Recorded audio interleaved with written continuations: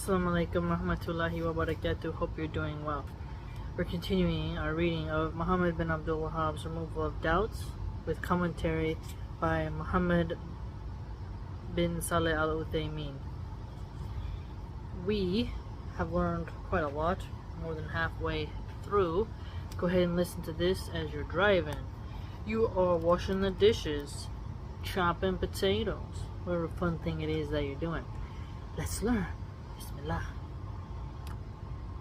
There is only fear for the person of Tawheed who traverses upon this path unarmed without knowledge. 1. And certainly Allah Azza has blessed us with His book, which is a clarification for everything and a guidance and mercy and glad tidings for the Muslims. Surah Al-Nahl 1689. This means that this fear of the enemies of the prophets only exists for the person of Tawheed, who traverses upon this path unarmed. So to arm yourself with knowledge, study, be diligent. This is because he does not possess the knowledge which is necessary for him to be able to protect himself. So why is it important to study Islam? You gain knowledge that helps you to protect yourself. So it is feared that he may debate with someone from the polytheists, and as a result of his lack of evidence, he is overpowered. So it is imperative that a person possesses enough knowledge to allow him to protect himself from doubts and overcome his opponent. This is because the debater is in need of two things. Okay, let's see.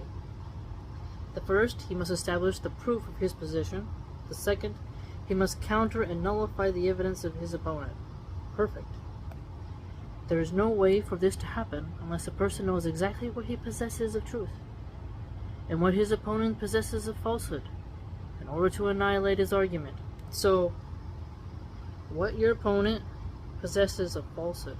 So people will constantly criticize me. Why are you reading this and why are you reading that? It's not necessary. It's not beneficial knowledge. So you gotta know what they believe, so that when you're not like sucker punched. It doesn't come out of left field, and you don't look like a deer in the headlights in front of everybody, right? When you have your view and they have theirs, you gotta know a little bit of what's going on. When someone fights someone in UFC, they study their opponent. They train and they see what kind of stuff their opponent does. You play football. Coaches are watching the plays of other teams. You know, you want to know what you're up against. Same thing when it comes to knowledge. And then he argues that you need to know what you possess of truth. Know your level. Know where you're slacking and where you got some good understanding. Allah has blessed us with His magnificent book, which it goes kind of to an ayat here. So, His magnificent book, which, quote, falsehood cannot approach it from before it or from behind it. It is a revelation from a Lord who is wise and praiseworthy. Surah Fussilah 41-42. Similarly, Allah Azza has made it a clarification for everything, such that it explains everything that the people require for their livelihood, as well as their hereafter. The clarification found in the Quran can be divided into two categories. Okay, clarification found in the Quran, two categories. The first, the Quran clarifies something by specifically mentioning it, as in the statement of Allah Azza quote, prohibited to you are dead animals, blood, the flesh of swine. Surah Al-Ma'idah 5:3. And similarly, the statement of Allah Azza quote, prohibited to you for marriage are your mothers, your daughters, your sisters, your father's sisters, your mother's sisters, your brother's daughters, your sister's daughters, your mothers by virtue of their nursing you, your sisters through nursing, your wives' mothers, and your stepdaughters who live under your guardianship from your wives unto whom you have entered. But if you have not entered them, then there is no sin upon you. And also prohibited are the wives of your sons, who are from your own loins, and that you take in marriage two sisters simultaneously, except for what has already occurred. Indeed, Allah is ever forgiving and merciful. And also prohibited to you are all married women, except those that your right hands possess. This is a decree of Allah upon you, and lawful to you are all others besides these. Surah An-Nisa 4:23-24. So look how Islam protects stepdaughters. Your stepdaughters who live under your guardianship from your wives unto whom you have entered. Stepdaughters are often at risk of being predated upon by stepdads. There are countless evil stepfathers in the world. Islam tells Muslim men, leave those girls alone. Leave them alone. And your brother's daughters, leave them alone. Your sister's daughters, leave them alone. All married women you cannot have. That is beautiful. Think about it. People often see Islam as oppressive. Look how it protects women. Please, I wish, inshallah, more men read that ayah. Married women are prohibited to you. Even if a beautiful married woman comes to you and she's like, I want you, let's do this act. Let's be each other's secret lovers. Don't do it. It's prohibited. It's plain. It's clear. The second, that the Quran clarifies something by referring to the place where this clarification can be found, as in the statement of Allah Azza wa Jal, quote, and Allah has revealed to you the book and wisdom. Here Allah refers to al-hikmah, which is a reference to the sunnah, since it explains that which is in the Quran, and similarly in the statement of Allah Azza wa Jal, quote, so ask the people of knowledge if you do not know. Surah An-Nahl 16:43. This is important because I remember an ignoramus in the live stream. I forget which one I did. One of the recent ones said we don't need scholars. You don't need it. And people of knowledge who dedicate their lives to studying the deen deserve some respect. Because if you don't respect the scholar and you need them to clarify something for you, you're going to be in a predicament then. Because if you don't respect them, then why would you go ask them a question? If you ask them a question because you see that their trustworthy knowledge is there, then you should respect them for their position. Right? And also, quote, and we have not sent anyone before you, O Muhammad, except men to whom we revealed. Ask the people of knowledge if you do not know. Surah Al-Anbiya 21:7. So, ask the people of knowledge. Question. Seek answers. Don't just remain in doubt.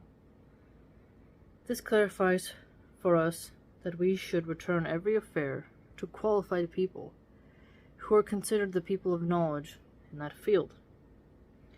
It is mentioned that someone from the people of knowledge was approached by a Christian man who wished to criticize the noble Quran while they were both in a restaurant. So the Christian man asked, where is the clarification as to how to cook this food? The knowledgeable man summoned the restaurant owner and said to him, describe for us how to cook this food. So he described it for them. He then said, this is what has come in the Quran. The Christian was amazed at this response and asked, how is that so? Then he said, indeed, Allah Azza wa Jal says, Quote, so ask the people of knowledge if you do not know. Surah An-Nahl 16:43. So restaurant owners, sorry, my neck. Yeah, most of them know their recipes that they serve. Most servers as well. You're supposed to. When I was a server, I know how everything is prepared. A good server, at least. Crappy one will say, hold on, let me ask. Server shouldn't say, well, I don't know. They should say, I'll be right back. Let me ask. Like if someone says, can we do this, this, and that to our food? You don't say no automatically. Even if you know the answer, if it's going to be a no, you say, oh, let me ask the chef. Right? It shows a bit of humility and its proper manners. So he clarified for us the key to acquiring knowledge of things is that we ask those who know. And they are the people who possess knowledge in that field. This is an example of the clarification found in the Quran without a shadow of a doubt, because directing someone to a person who possesses knowledge in that area is an introduction to that knowledge. So when you direct someone who has doubts to a person of knowledge, you're introducing them to the knowledge. Yeah, that's true, right? So a person of falsehood cannot present any argument except that there is in the Quran that which refutes it, and that refutes it and clarifies its fallacy. As Allah Azza says, quote, and they do not come to you with example except that we bring you the truth and the best explanation. Surah Al-Furqan 25:33. A person of falsehood cannot present any argument in support of his falsehood except that contained in the Quran is that which will expose the baseless and false argument. Furthermore, every person of falsehood who presents an authentic evidence from the Quran and the Sunnah in support of his falsehood, then this evidence is actually proof against him, as mentioned by Shaykh al-Islam, may Allah be pleased with him, in the introduction to his book Dar al-Tarud al-Naql wa al-Aql. Indeed, there is no person of innovation and misguidance who presents an evidence in support of his falsehood except that this evidence actually is proof against him and not for him. So, either way you square it, we have just been told that you gotta have knowledge so that your arguments can clarify and refute. So, it's common for many people when you first convert to Islam, you're so excited and you're pumped of energy.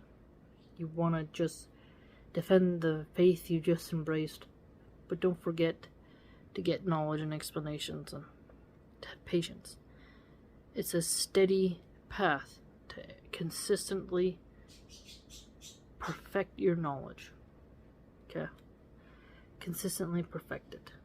So, the Quran tells us, ask the people of knowledge if you don't know.